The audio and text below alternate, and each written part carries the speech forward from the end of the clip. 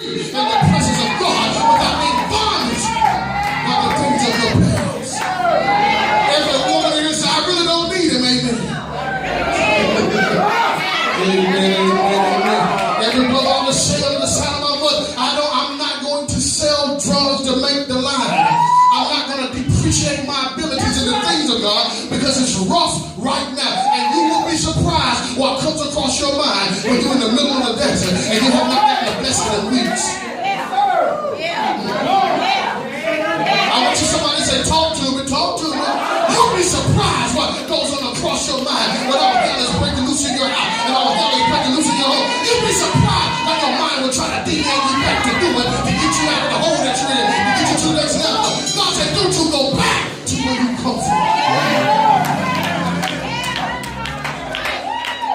You hear what I'm saying? I said, don't you go back. Don't you make going back an option. Here are these men and women that have been tied in fetters. Are y'all hearing what I'm saying?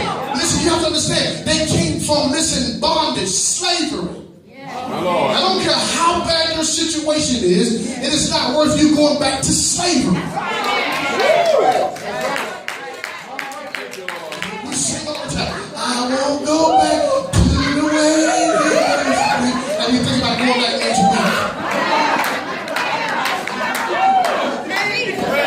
We'll sing in a minute though, but we'll think about, Lord, do you not know you can go through tough times and then the enemy will reintroduce in your mind things you haven't done in 10 to 20 years because it's rough. Do you not know many people that struggle with substance abuse, and we pray for them, we labor for them, we love our brothers and sisters that are struggling with that substance abuse, but most people relapse because they go through tough times.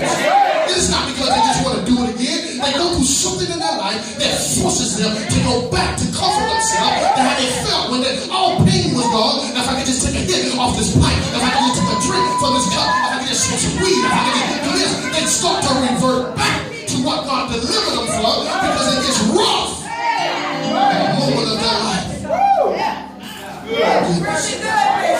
There's times that you can learn out of this story that no matter how good God gives it to you, if you're not satisfied from first, I'm not in bondage.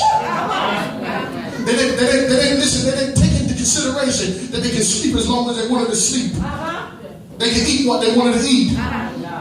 The only thing they was concerned about was food. They wanted it right now. They wanted their blessings right now. And when you go through a place in your life that what you're going through right now is hindering you, and all the things you can think about is going back to the club, going back to relationships, going back to doing things that God delivered you from, that should not be an option right now at this stage of your life. I want to talk about this. I